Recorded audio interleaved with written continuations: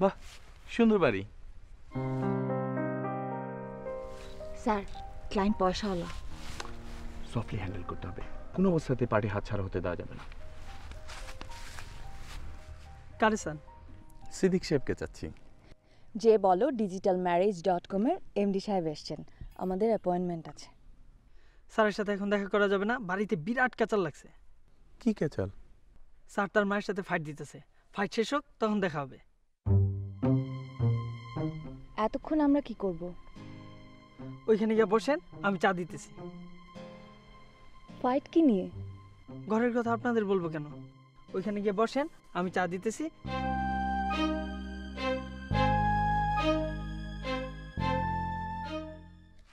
মা, আপনার বয়স কত? 72 না? 74। মায়ের বয়সটাও জানে না গাধা। স্যার কিছু লাগবে? কথা কথা তো ধমকাবি না তো। জি আচ্ছা। আম্মা, এই 74 বছর বয়সে যদি আপনি 7 বছরের খুকির মতো আচরণ করেন, এটা কি ঠিক? আমি কি করলাম? এই শুক্রবারে নীলু আসবে ইংল্যান্ড থেকে, আপনি যাচ্ছেন পরের শুক্রবারে তার বিয়ে দিতে। শুক্রবার দিন ভালো, পাত্র পাওয়া লাগবে না? আমি বিলু জামাইকে বলছি ঘটক খবর দিতে, সে খবর দিয়েছে আজই ঘটক আসবে। যে কোনো একটা পাত্র জোগাড় করলেই নীলু বিয়ে করে ফেলবে। কষে গালে থাপ্পড় দিবি, তাহলেই করবে। তুই থাপ্পড় দিবি?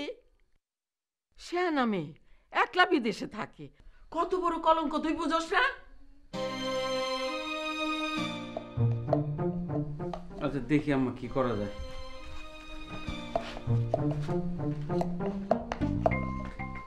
বড় মা পান দাও।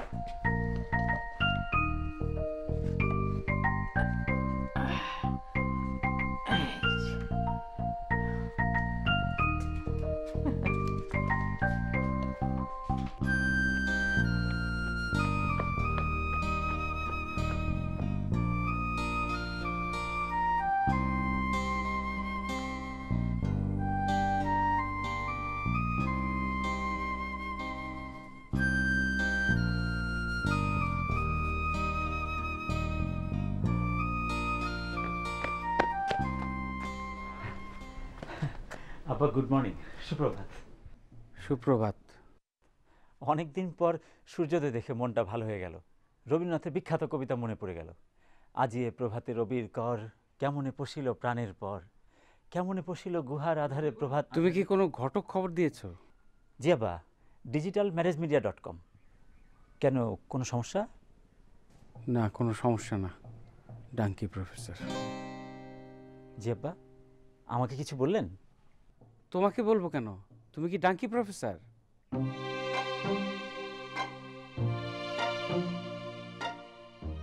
বিলু, বিলু।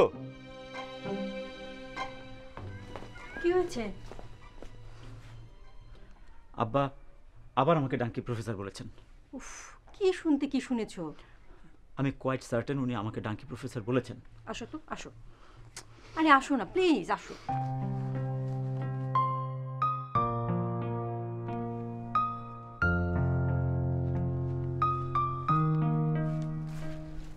স্যার চা দিব?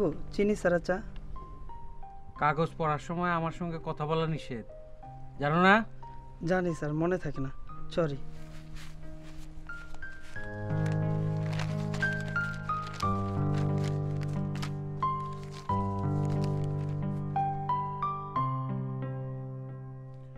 এই এই শুনো,